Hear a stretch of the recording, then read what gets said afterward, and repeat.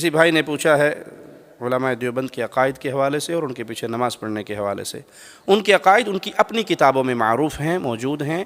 علماء دیوبند، میں عامت الناس کی بات نہیں کر رہا، علماء دیوبند عقیدہ وحدت الوجود کے قائل ہیں. تمام علماء اس عقیدے کے قائل ہیں. اس عقیدے کی روشنی میں نعوذ باللہ ثم نعوذ باللہ کائنات کی ہر چیز کو وہ اللہ کی مختلف صورتیں ہی بیان کرتے ہیں.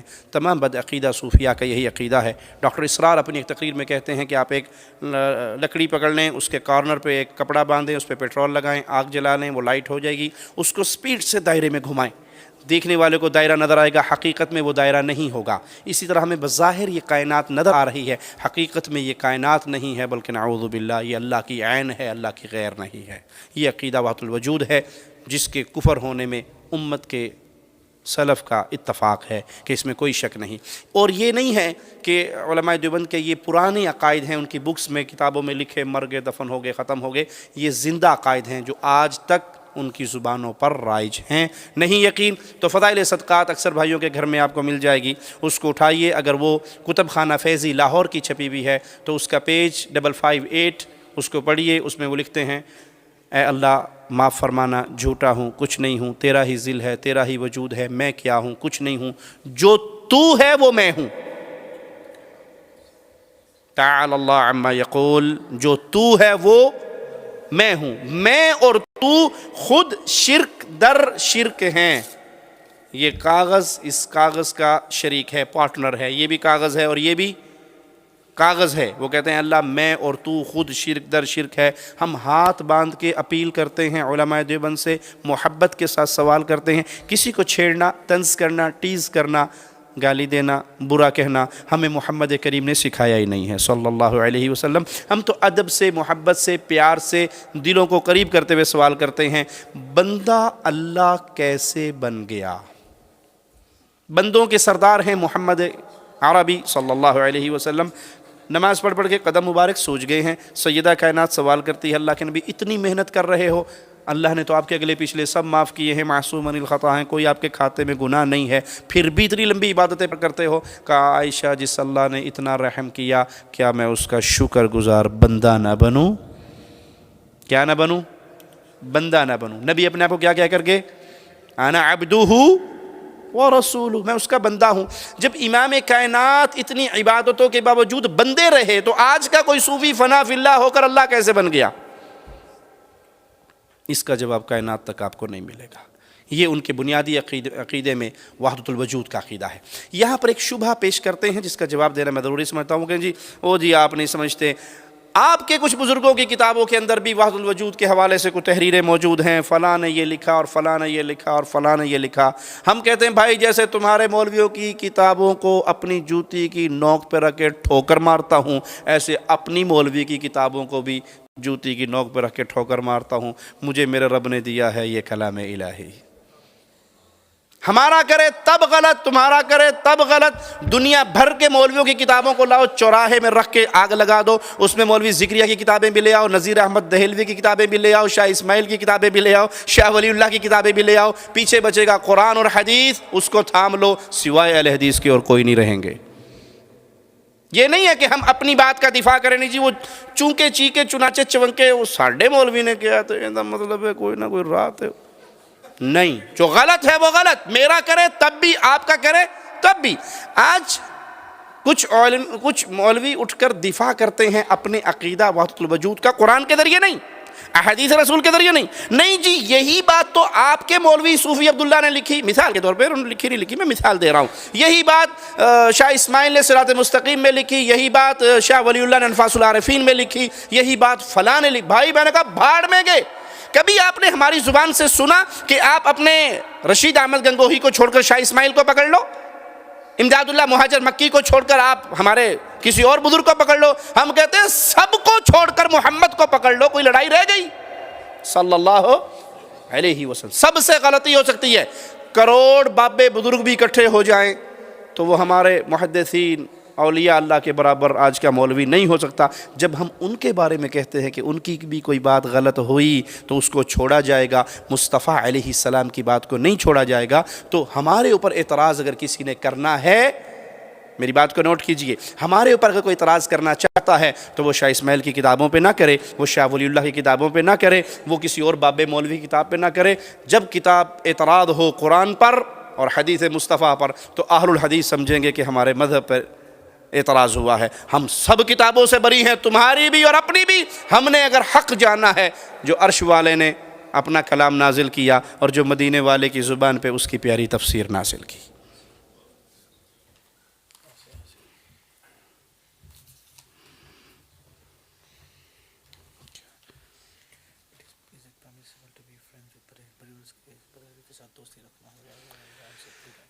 اسی جو پچھلا سوال رہ گیا اس میں ایک سوال باقی تھا کہ کیا ان لوگوں کے پیچھے نماز پڑھنا جائز ہے جس کے عقیدے میں شرک ہے؟ موٹا اصول، موٹا قانون آپ کو دے کے جاتا ہوں، جس کے عقیدے میں شرک ہے یا ایسی بدعت کا داعی ہے، ارتکاب کرتا ہے جو بدعت مکفرہ ہے، کفر تک پہنچتی ہے، اس کے پیچھے نماز پڑھنا جائز نہیں ہے۔ جو ان عقائد سے ایک شخص کا پوچھتے ہیں، وہ کہتے ہیں میں دیوبندی ہوں لیکن میں وحدت الوجود کو نہیں مانتا، میں تقلید اعمیٰ کو نہیں مانتا، ٹھیک ہے، شخصی تقلید کو میں نہیں مانتا کہ ایک بندے کی ہر بات میرے لیے اتھارٹی ہو جائے، بھلے وہ قرآن کے بھی خلاف ہو دے، میرے یہ عقائد نہیں ہیں، تو اسے کہا جائے گا جزاک اللہ خیر، آپ کے یہ عقائد نہیں ہیں، تو جن کے یہ عقائد ہیں ان سے برات کیجئے، جن سے یہ عقائد ہیں ان سے برات کیجئے کہ نہ میرے یہ عقائد ہیں نہ یہ میرے علماء ہیں، میں تو قرآن حدیث کو مانتا ہوں، پھر وہ ہمارا بھائی ہے، ہم اس کے پیچھے نماز پڑھیں گے، لیکن جو ان کتابوں کو مانے، ان کا دفاع کرے، وہ انہی عقائد پہ ہے، تبھی تو دفاع کر رہا ہے۔ میں اس کی ایک زندہ مثال دیتا ہوں، میرے بڑے بھائی ڈاکٹر شفیق الرحمان، وہ ایک دفعہ مولانا عثمان صاحب تبلیغی جماعت کے فیصل آباد ڈویژن کے اس دور میں امیر ہوا کرتے تھے، یہ میرا خیال ہے 88 یا 89 کا واقعہ ہے، تو ہمارے گھر میں آئے، میں اس مجلس میں خود موجود تھا، تو بڑے بھائی نے ان سے پوچھا کہ شیخ اگر کوئی یہ کہے کہ اے اللہ جو تو ہے، میں کہا استغفر اللہ، یہ تو کفر ہے۔ کوئی یہ کہے کہ میں وہ بزرگوں کی قبر پہ گیا تو اونٹ پہ بیٹھ کے گئے تھے، وہ قبر والا اندر سے نکلا، اونٹ ذبح کیا، واپس چلا گیا، ہم نے اونٹ کھایا پیا، واپس آ رہے تھے، کسی نے پوچھا تمہیں فلاں ابن فلاں کون ہے؟ کہا میں ہوں۔ کہا کوئی سودا تو نے کیا اونٹ کا؟ کہا ہوں قبر والے کو بیچا تھا، میرے پیو دی قبر سی او دے بدلے اے لیلا۔ یہ کیا ہے؟ کہا جھوٹ ہے، ڈرامہ ہے، قصہ ہے، کہانی ہے، کچھ نہیں۔ اس طرح جتنے ان کی کتابوں کے اندر باطل عقائد ہیں وہ بڑے بھائی نے ان کے سامنے پیش کیا، تو وہ ہر بات پہ کہتے رہے غلط ہے، جھوٹ ہے، غلط ہے، شرک ہے، بدعت ہے۔ جب وہ سارا کیس بیان کر دیا تو بھائی نے پیچھے فضائل اعمال چھپائی ہوئی تھی، وہ نکال کے مولوی صاحب کے سامنے رکھ دی۔ مجھے وہ سین یاد ہے، مولوی صاحب یوں کر کے بیٹھ گئے، اور جب سر اٹھایا تو سر اٹھانے کے بعد کہنے لگے بزرگوں نے لکھا ہے، سوچ سمجھ کے لکھا ہوگا، ہماری عقل وہاں پہ نہیں پہنچتی جہاں بزرگوں کی پہنچتی ہے۔ میں نے کہا سب کی عقلیں فیل ہو جاتی ہیں جب وہ محمد کی عقل سے ٹکرا جائے، سب کی عقلیں ختم ہو جاتی ہیں جب وہ کلام محمد سے ٹکرا جائے صلی اللہ علیہ وسلم۔ یہ ذات محمد مصطفیٰ ہے جو جب کہے، جو کہے، جیسا کہے دین بن جاتا ہے، اور پیارے حبیب کے بعد یہ شان کسی اور کی؟ میرے نبی روتے ہوئے کہیں تو دین، سوتے ہوئے کہیں تو دین، جاگتے ہوئے کہیں تو دین، میرے نبی نماز پڑھے تو دین، میرے نبی نماز چھوڑے تو دین، میرے نبی روزہ توڑے تو دین۔ دلیل مانگیے مجھ سے۔ پیارے نبی صلی اللہ علیہ وسلم حاجیوں کو تعلیمات کیا دیا آپ نے؟ عرفہ کے دن جب سورج غروب ہوتا ہے، مغرب کی نماز پڑھی جاتی ہے عرفہ میں، جی بھاگتے ہیں نا مزدلفہ کو، اور نبی صلی اللہ علیہ وسلم کی حدیث کیا ہے؟ آپ سے پوچھا کہ افضل ترین عمل الصلاۃ علی وقتہا، وقت پہ نماز افضل ترین عمل ہے، آج عرفہ میں پڑھو نا مغرب کی نماز کو۔ نہیں، آج محمد نے نماز چھوڑی تھی یہاں پہ صلی اللہ علیہ وسلم۔ میرے رسول نماز چھوڑ دے تو چھوڑنا دین بن جاتا ہے۔ مزدلفہ پہنچے، مغرب عشاء اکٹھی کی، اب کوئی مولوی سے میں تو ساری رات تہجد پڑھوں گا، میں نہیں سونا، تو اسے کیا کہا جائے گا؟ آج سونا دین ہے، آج سونے میں ثواب ہے۔ کیوں؟ مصطفیٰ سو گئے تھے۔ میرے نبی جہاد کے لیے جا رہے ہیں، عصر کا وقت ہو چکا ہے، عصر کا وقت گزر چکا ہے، اور آپ پیالہ دودھ کا لے کے اونٹنی پہ سواری کرتے ہوئے اسے پی لیتے ہیں۔ صحابہ میں سے کچھ صحابہ جو بڑے جوان مرد اور طاقت بھرپور جسم والے، انہوں نے سوچا کہ تھوڑا سا ٹائم رہ گیا ہے،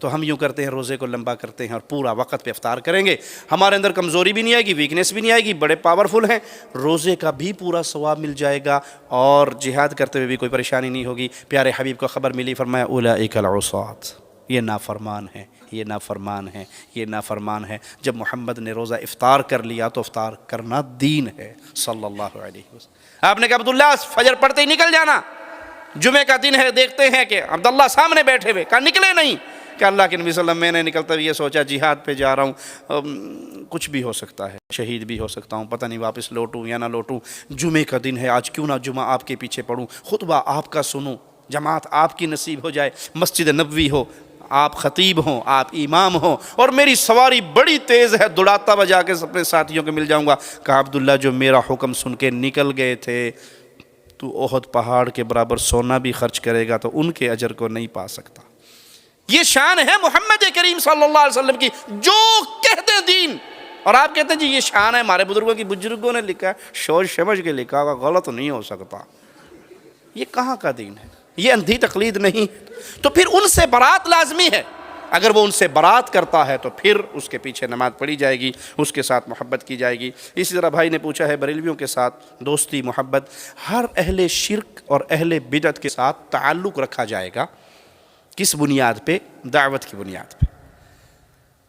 ایک یہودی کا گھر ہے، اس سے پوچھا جاتا ہے یہ گھر بیچ دو، عبداللہ ابن مبارک کے پڑوس میں، کہا 2000 درہم کا بیچوں گا، 2000 درہم کا بیچوں گا۔ کہا اچھا اچھا اچھا، اس کی مارکیٹ ویلیو تو 2000 نہیں ہے، 1000 ہے، تم ڈبل ریٹ کیوں مانگ رہے ہو؟ کہا 1000 درہم تو قیمت ہے اس مکان کی، 1000 درہم قیمت ہے عبداللہ ابن مبارک کے مبارک پڑوس کی۔ اس کے گھر میں جو پکتا ہے میرے گھر میں بھی آتا ہے، اس کے بچے جو پہنتے ہیں میرے گھر میں بھی پہنچتا ہے۔ تو ہمیں ضرورت ہے اہل بدعت اہل شرک کو قریب کرنے کی، دور کرنے کی نہیں، دھکا مارنے کی نہیں۔ دور کرنا بڑا آسان ہے، کافر کافر شیعہ کافر، جو نہ مانے وہ بھی کافر، جو نہ بولے وہ بھی کافر، آسان کام ہے۔ لیکن اس کو قریب کر کے محبت سے دعوت دے کے مسلمان کرنا مشکل ہے۔ وہ کہتے ہیں پنجاب میں 2 آدمی بس میں جا رہے، ایک سنی تھا ایک شیعہ تھا، تو سنی نے کو نہیں پتا یہ شیعہ ہے، شیعہ نے پہچان لیا کہ یہ سنی ہے۔ انہوں نے کہا جی تساں کون ہو جی؟ انہوں نے کہا جی کافر ہونے ہیں جی۔ انہوں نے کہا جی کیوں مذاق پہ کر دے ہو جی؟ گرائیوں ایویں نہ کرو، تک کو دسو نا تساں کون ہو؟ کہا جی دسیا نا جی ایسا کافر ہونے ہیں جی۔ انہوں نے کہا جی یہ پاکستان ہے، کتوں کافر آ گئے نا جی، سارے مسلمان پھر آئے تھے رہنے نا جی، دسو نا تساں کون ہو؟ کہتے میں 10 چھوڑیا پھر تو بھی تو کافر آگ سے نا۔ کہتا کہ مطلب نے؟ کہا میں شیعہ ہاں۔ کہتا پھر تو کافر ہے۔ کہا میں نے پہلے مان لیا میں کافر ہوں بھائی۔ تو پیارے بھائی کسی کو دھکا دینا بہت آسان ہے، کسی کو گالی دینا بہت آسان ہے، کسی پہ مشرک بے ایمان، یہ اسلام نے نہیں سکھایا۔ موسیٰ علیہ السلام کو اللہ کہہ رہا جاؤ فرعون کے پاس، قول لین، آرام سے، نرم، میٹھی، پیار سے بات کرو۔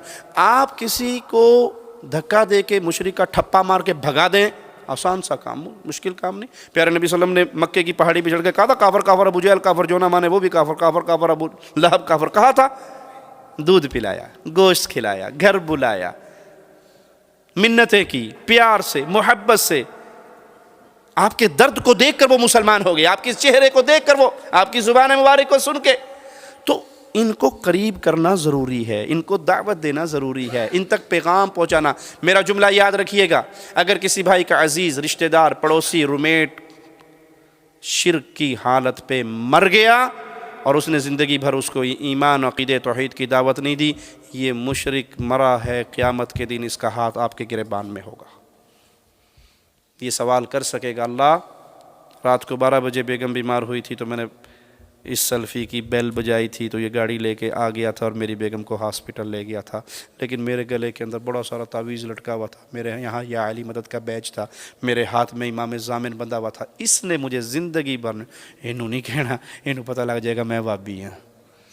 یہی کرتے ہیں نا، پڑوس سے محرم کا حلوہ آتا ہے، پڑوسیوں کے گھر سے محرم کا حلوہ آتا ہے تو کیا کہتے ہو؟ او پتر کہنا کوٹھے تے چھوڑ دے سا، خاصا کوٹھے تے چھوڑ سا۔ آپ نے لے کے کوٹھے پہ پھینک دیا، آنے والی نسلیں کہیں گی ابو لے لیتے تھے، لینے میں حرج کوئی نہیں ہے۔ یہ باطل عقیدے ہیں میرے بھائی، آپ ذمہ دار ہیں، آپ مسئول ہیں قیامت کے دن اپنے عزیزوں کے، اپنے رشتہ داروں کے۔ آپ کے ذمے ہدایت دینا تو نہیں ہے، ہدایت دینا تو اللہ کے ہاتھ میں ہے، ہدایت کا پیغام دینا تو آپ کے ذمے ہے، اچھے انداز سے، پیار کے انداز سے، محبت کے انداز سے۔ ہاں ایک فرق رہے گا، محبت اور چیز ہے، تعلق اور چیز ہے۔ دوستی رکھی جائے ان کو قریب کرنے کے لیے، ان تک پیغام پہنچانے کے لیے، لیکن ان سے محبت نہیں ہوگی۔ محبت کا کیا معنی ہے؟ وہ دل کا ایک رشتہ ہے. اگر وہ میری بیٹی کا رشتہ مانگے گا تو زندگی بھر نہیں دوں گا. موحد کی بیٹی بوڑھی ہو کے گھر میں مر جائے مشرک کے نکاح میں نہیں دے سکتا. کیوں؟ کڑوا جملہ ہے لیکن شوگر کے مریض کو چینی کھلاؤ گے تو جلدی مرے گا. نیم کی گولی اس کے لیے شفا کا سبب بنے گی. کیوں؟ اگر آپ نے موحدہ بیٹی کا ہاتھ کسی مشرک کے ہاتھ میں دے دیا اور وہ اس کی مشرک اولاد کو پال پوس کے اس کے مذہب پہ چلتے ہوئے مر گئی، آپ کی بربادی کے لیے یہی ایک گناہ کافی ہے، مزید گناہوں کی لسٹ نہیں چاہیے. وہ معاہدہ آپ کو پکڑے گی قیامت کے دن. اللہ میں اہل توحید میں سے تھی، اس نے کہا تھا خان کو خان ملے گا تو دوں گا. مشرک خان مل گیا تو دے دی، مشرک سید مل گیا تو دے دی، مشرک کشمیری مل گیا تو دے دی، مشرک پنجابی مل گیا تو دے دی، مشرک ارائی مل گیا تو دے دی. مواحد غیر خان غیر سید غیر راجپوت کو نہیں دی. آپ کے لیے جہنم میں جانے کے لیے بس یہ ایک گناہ کافی ہے. مشرک کو کبھی اپنی بیٹی کا نکاح نہیں دے سکتے، کبھی اپنے لڑکے کا مواحد لڑکے کا مشرکہ لڑکی سے نکاح نہیں کر سکتے. ہم کہتے ہیں جو کوئی نہیں لڑکی دے نہیں سکتے، لے سکتے ہیں. کیوں؟ وہ ہوڑے ہوڑے ٹھیک ہو جائے گی، اور وہ ہوڑے ہوڑے ٹھیک نہ ہوئی تو گئی آپ کی نسل. باپ نے تو رہنا ہے ڈیوٹی پہ، گود تو ماں کی ہے، وہ اسے یا علی مدد سکھائے، وہ اسے جو مرضی یاد کرائے. نہ مشرکہ سے نکاح ہو سکتا ہے، نہ مشرکہ لڑکی لی جا سکتی ہے، نہ دی جا سکتی ہے. مشرک سے محبت نہیں ہوگی. کیا معنی؟ اگر وہ امام ہے اور مجھے پتا ہے یہ غریب نواز کا بندہ ہے، رب کا بندہ غریب نواز کے بندے کے پیچھے نماز نہیں پڑھ سکتا، مشرک میرا امام نہیں بنے گا. مشرک سے دل کا تعلق نہیں ہوگا، مشرک میری جماعت کا صدر نہیں بنے گا، مشرک کے شرکیہ معاملات میں اس کا سپورٹر نہیں ہوں گا. یہ نہیں میرا پریس لگا ہوا ہے اور عرس کا اشتہار آ جائے تو میں اس کو چھاپ دوں.